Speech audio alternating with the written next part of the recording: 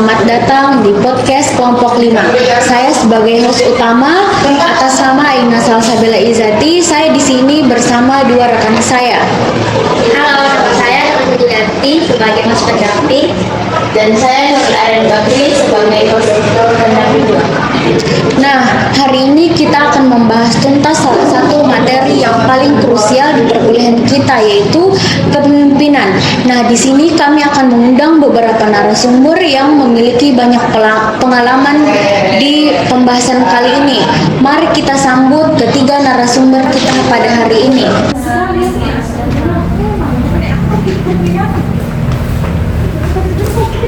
Silakan duduk.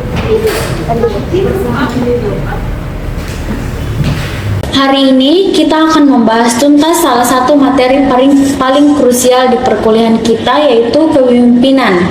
Di sini kami akan mendatangkan narasumber yang sangat berpengalaman. Boleh nggak nih dari para narasumber memperkenalkan diri? Boleh. Perkenalkan, nama saya Veronica sebagai narasumber pertama. Perkenalkan, saya Nasura Liva sebagai narasumber kedua.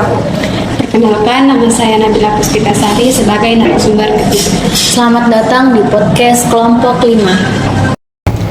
Nah, leader, sebelum kita masuk ke pembahasan inti, kita harus tahu dulu nih, apa sih definisi dari pemimpin dan kepemimpinan menurut Nurul? Menurut pendapat saya, pemimpin itu sendiri adalah orang yang mengarahkan orang lain untuk mencapai tujuan bersama, baik itu dalam organisasi maupun kelompok. Sedangkan kepemimpinan adalah prosesnya, proses memengaruhi orang lain dalam mencapai tujuan bersama. Baik, terima kasih. Nah, itulah tadi sedikit gambaran mengenai definisi pemimpin dan kepemimpinan.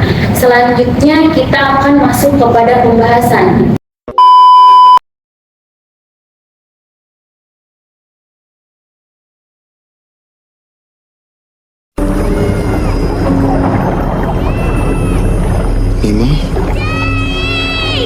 Nemo?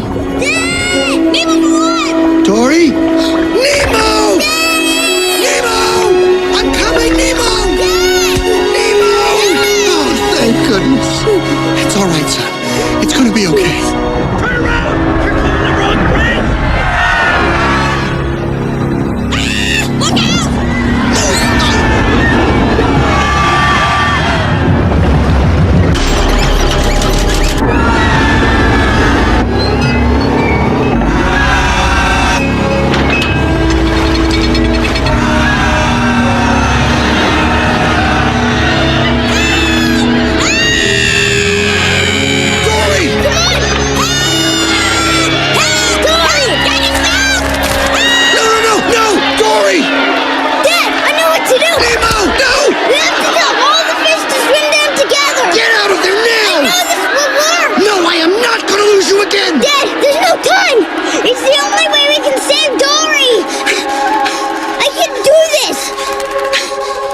You're right.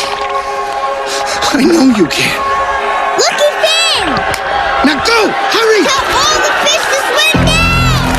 Well, you heard my son? Come on! Sorry! You have to tell everybody to Swim down together! You understand what I'm saying to you? Swim down! Everybody swim down! Come on, you have to swim down! Swim down, okay? Down!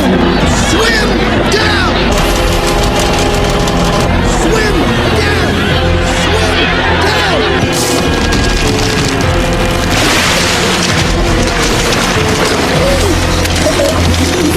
Don't give up!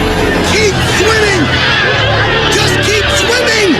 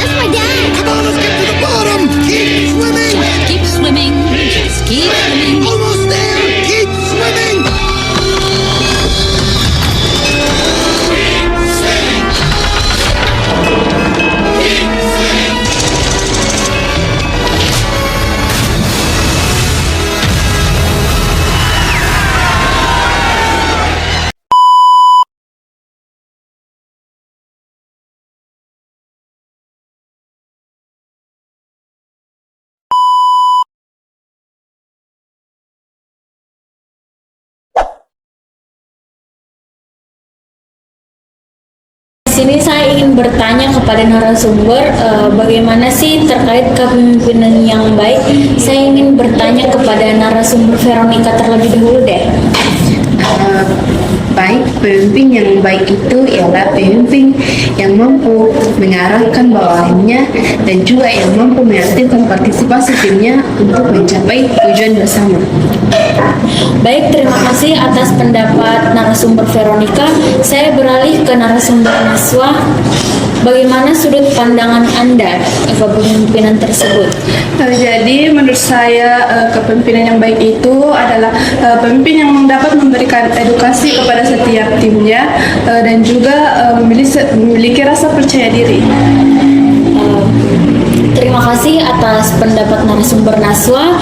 Selanjutnya saya akan bertanya kepada narasumber ketiga yaitu Nabila. Bagaimana sih kepemimpinan menurut Anda? Menurut saya, kepemimpinan yang baik adalah pemimpin yang tidak hanya memerintah bawahannya, tetapi mampu memberi teladan nyata melalui sikap dan tindakan.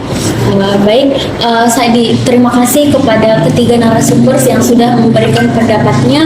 Di sini saya akan membuat kesimpulan, yaitu kesimpulannya kepemimpinan yang baik adalah kepemimpinan yang memandang keteladanan, integritas, kemampuan memotivasi dan pemahaman terhadap anggota tim. Pemimpin tidak hanya memberi perintah, tetapi juga menjadi contoh nyata, mendorong partisipasi serta mendukung setiap anggota sesuai potensi mereka. Oke, Veronica, selain definisi, apa hakikat kepemimpinan yang membedakan dengan sekedar kekuasaan, dan apa faktor utama yang mendorong seseorang itu menjadi pemimpin? Mungkin hakikat kepemimpinan itu terletak pada visi dan nilai. Dan ada pula dua faktor utama munculnya seorang pemimpin. Faktor yang pertama itu faktor internal seperti kecerdasan dan minat seorang itu. Kemudian faktor yang kedua itu faktor eksternal seperti krisis dan kebutuhan sebuah organisasi. Pemimpin itu dilahirkan dengan potensi, tetapi dibentuk dengan lingkungan yang menentukan. Selanjutnya saya akan bertanya kepada narasumber Naswa, bagaimana sih setelah pemimpin itu muncul yang mengaplikasikan pengaruhnya? Apa fungsi dan gaya kepemimpinan yang paling krusial untuk mencapai tujuan organisasi? Nah, jadi seorang pemimpin itu harus mampu menyeimbangi 5 fungsi. Nah, di sini saya hanya berfokus pada 2 fungsi saja. Nah, fungsi yang pertama itu fungsi instruksi, yaitu berbicara satu arah untuk memberi perintah. Nah, yang fungsi yang kedua itu adalah fungsi partisipasi, yaitu mengaktifkan anggota dalam pengambilan keputusan. Nah, gaya yang paling krusial adalah fleksibilitas, yaitu yang mampu memberi dorongan. Terima kasih atas pendapat kedua narasumber. Memasuki segmen ketiga, kita tidak hanya akan membahas bagaimana pemimpin sejati itu muncul, tetapi juga bagaimana seorang pemimpin bisa gagal dalam memimpin suatu organisasi. Nah, sekarang di Indonesia baru-baru ini diguncang kasus mega korupsi dengan kerugian yang fantastis hingga ratusan triliun rupiah. Kerugian negara sudah berjalan 300 triliun. Ini kita hentikan.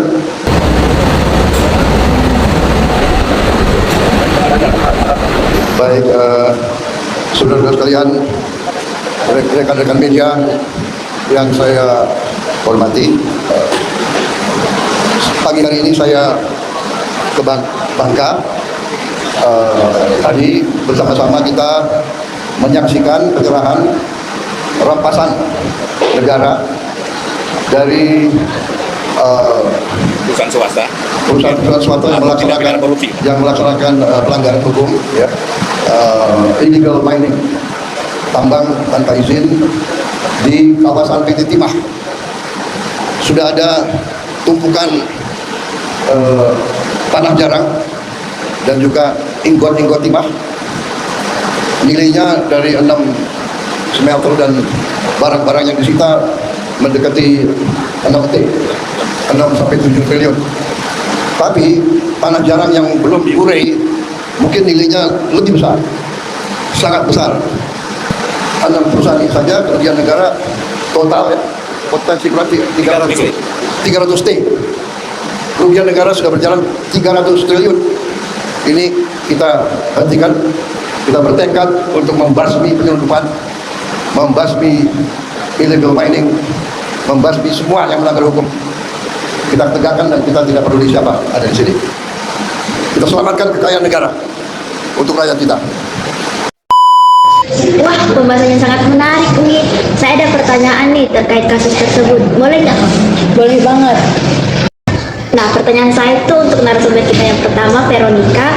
Jika kita melihat kasus ini, apakah pemimpin semacam ini memang memiliki sifat yang buruk sejak awal, ataukah kekuasaan yang sangat besar yang membentuk mereka menjadi koruptor? Mana yang lebih dominan dalam kasus kegagalan dalam kasus ini? Saya yakin pada awalnya tuh mereka memiliki kualitas yang memungkinkan untuk menjadi seorang pemimpin. Namun, jika kita melihat kasus korupsi triliunan, ini menunjukkan bahwa kekuasaan tanpa kontrol dapat merusak siapapun. Kekuasaan itu istilahnya ibaratnya seperti racun yang dapat merusak, yang dapat menguji integritas seorang. Dari situ kita dapat melihat bahwa dari situ kita dapat melihat munculnya kepemimpinan yang etis. Jadi secara tidak langsung, situasi dan tingkat kekuasaanlah yang menguji dan akhirnya menghancurkan integritas sejak awal mereka ya. Nah, iya, dan ini menekankan pentingnya kerendahan hati dan pengakuan bahwa setiap manusia rentan tergoda akan sebuah kekuasaan gitu. Jadi bagaimana nih menurut Naswa dan Nabila, apakah setuju dari pendapat Veronica? Tepat sekali. Kepemimpinan yang gagal secara etis ini mengabaikan prinsip Ingarso Sutulodo. Pemimpin yang korupsi bukan hanya merugikan negara, tetapi juga merusak moralitas organisasi dan publik. Ini adalah kegagalan yang sangat fatal karena dapat merusak kepercayaan. Jika pemimpin sudah mengkhianati kepercayaan, bagaimana kita sebagai bawahan atau masyarakat bisa percaya pada setiap keputusan yang mereka ambil? Tentu saja sulit. Kepercayaan yang rusak akan membuat pemimpin kehilangan legitimasi moralnya, dan ini akan menghambat program baik yang mungkin mereka miliki. Terus apa kaitan kegagalan etika ini dengan pengawasan praktis yang seharusnya dilakukan oleh seorang pemimpin? Nah, kunci dari kegagalan ini adalah pengambilan keputusan yang dilakukan secara tertutup dan kurangnya transparansi. Nah, pemerintah yang buruk itu selalu mengisolasi diri dari check and balance. Baik leaders, jangan kemana-mana, setelah ini kita akan memasuki segmen keempat, yang dimana untuk mendebatkan mana yang paling bertanggung jawab atas kasus mega korupsi ini, keruntuhan moral pemimpin atau lemahnya sistem pengawasan di Indonesia. Korupsi di Indonesia itu bukan kebiasaan, tapi warisan. Dari zaman Orde Baru, kekuasaan udah jadi alat buat bagi-bagi. Bukan cuma bagi proyek, tapi juga loyalitas. Yang dekat sama penguasa dapat jabatan, yang nurut dikasih izin, yang nolak ya disingkirkan. Sistem ini namanya patronase, politik yang jalan bukan karena aturan, tapi karena hubungan. Dan dari situ lahir budaya balas budi. Kalau udah dikasih jabatan, harus balas jasa. Kalau udah dikasih proyek, ya bagi hasil. Masalahnya sistem itu nggak ikut tumbang waktu Orde Baru jatuh. Dia cuma ganti baju, ganti wajah, ganti logo partai. Tapi cara mainnya masih sama. Makanya tiap kali ada pejabat ditangkap KPK, itu bukan kejutan. Itu cuma sejarah yang diputar ulang. Selama jabatan masih dianggap investasi dan kekuasaan masih dipakai buat bagi keuntungan, korupsi nggak akan pernah hilang. Dia cuma pindah tangan dari satu generasi penguasa ke generasi berikutnya. Gimana menurutmu? Apakah korupsi di negeri ini penyakit atau warisan yang sengaja dijaga?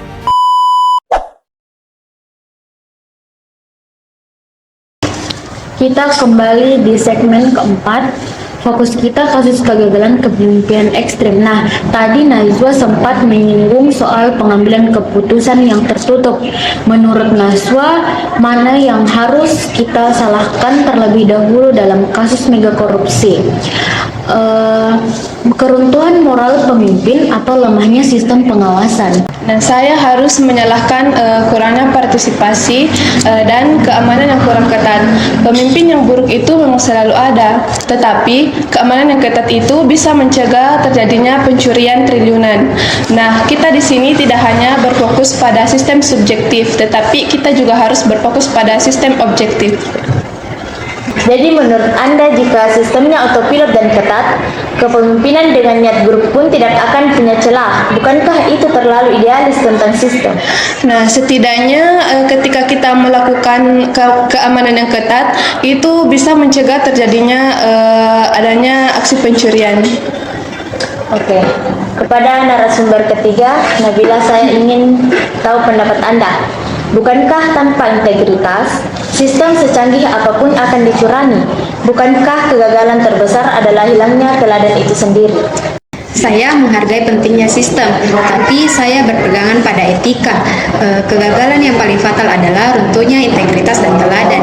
Pemimpin yang korupsi tahu ia melanggar aturan, tetapi ia tetap melakukannya karena moralnya sudah runtuh. Tanpa integritas, pemimpin akan melakukan 1000 cara untuk membobol sistem. Kita harus kembali ke prinsip Ingarso Sung Tulodo. Najwa, silahkan berikan tanggapan singkat atas pandangannya Nabila. Kita tidak harus bergantung pada moralitas semata. Kita butuh sistem.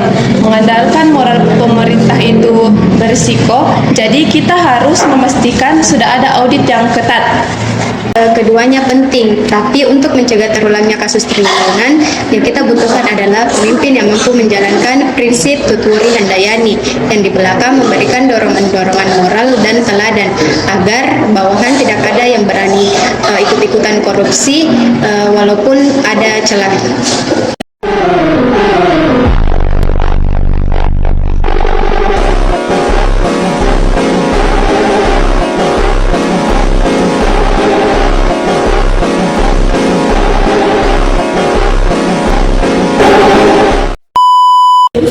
Baik leaders, waktu kita di sesi diskusi yang panas dan mencerahkan ini harus berakhir. Kita telah membahas dari konsep dasar, tantangan kekuasaan, hingga kegagalan ekstrem pemimpin yang berujung pada mega korupsi triliunan ini. Nah, kesimpulan yang bisa kita tarik adalah bahwa etika dan sistem sama-sama saling berperan penting. Etika atau teladan adalah benteng moral individu, sedangkan sistem atau pengawasan adalah benteng organisasi. Kita tidak bisa hanya memilih atau mengandalkan salah satunya. Betul banget. Kepemimpinan sejati di Indonesia harus mampu menyeimbangkan ketegasan dengan prinsip gotong royong, dan yang terpenting pemimpin harus menjadi teladan integritas di setiap keputusan yang diambil. Terima kasih kepada narasumber Veronica, Najwa, dan Nabila telah berkunjung di podcast kelompok 5 ini. Kami dari kelompok 5 pamit undur diri. Wassalamualaikum warahmatullahi wabarakatuh. Salam leaders. Sobat Leaders, itulah tadi cuplikan video podcast dari kelompok 5. Di sini kami ingin menyimpulkan dari podcast tersebut. Nah, kepemimpinan adalah proses mempengaruhi orang lain dalam mencapai tujuan bersama yang lahir dari perpaduan antara integritas pemimpin dan kemampuan menerapkan fungsi serta gaya kepemimpinan secara tepat.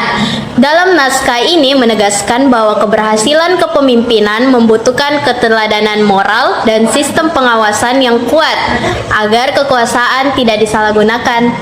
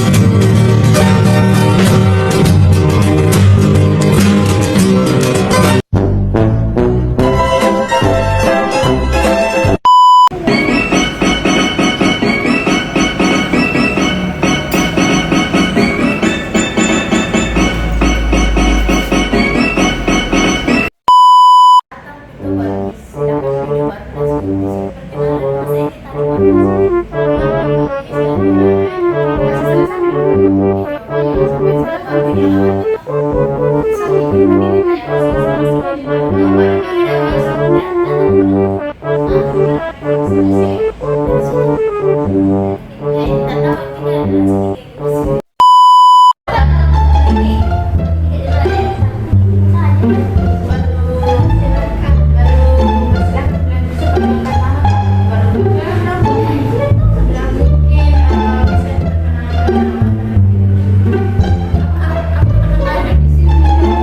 deh naskah.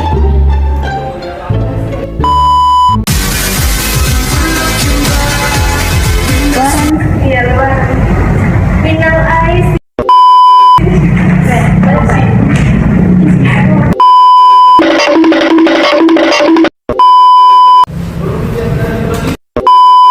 Astaghfirullahaladzim.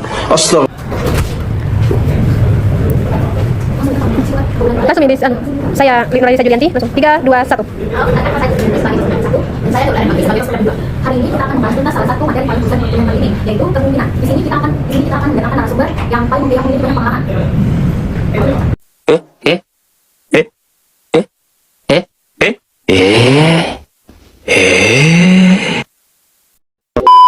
Apaan tuh? Apaan tuh? Apaan tuh? Apaan tuh? Apaan tuh? Apaan tuh? Apaan?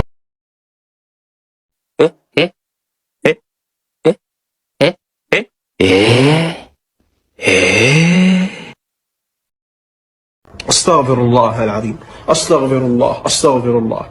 Astaghfirullah. Astaghfirullah. Astaghfirullah. Astaghfirullah. Astaghfirullah. Ulang ya, 3, 2, 1. Tantangan sambil bermaaf-maafan, hilang dendam habis marah di hari lebaran. Berjabat tantangan sambil bermaaf-maafan, hilang dendam After take.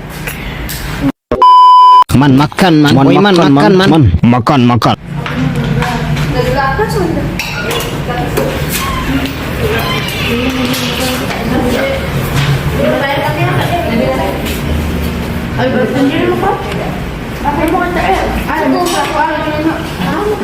Apa nih?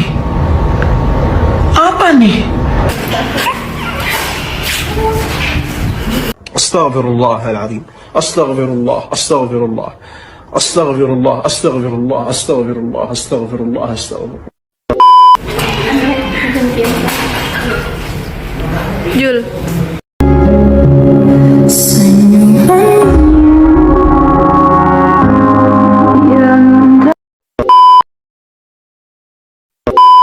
Diajak ngobrol, main HP mulu. Diajak ngobrol, main HP mulu. Jawabannya iya, iya, iya. Orang tanya kemana, jawabnya iya, iya. Nggak sama, jawabannya nggak.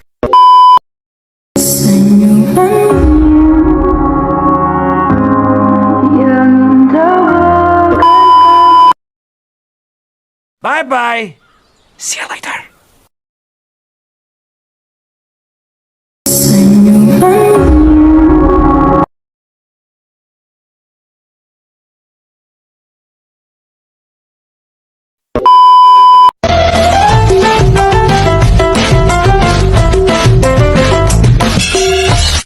Astaghfirullahaladzim. Astaghfirullah. Astaghfirullah. Astaghfirullah. Astaghfirullah. Astaghfirullah. Astaghfirullah. Astaghfirullah.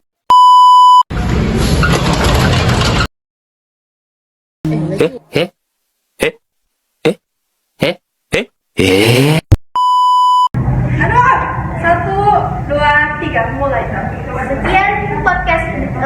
Sekian podcast dari kelompok 5. Kami pamit undur diri. Assalamualaikum warahmatullahi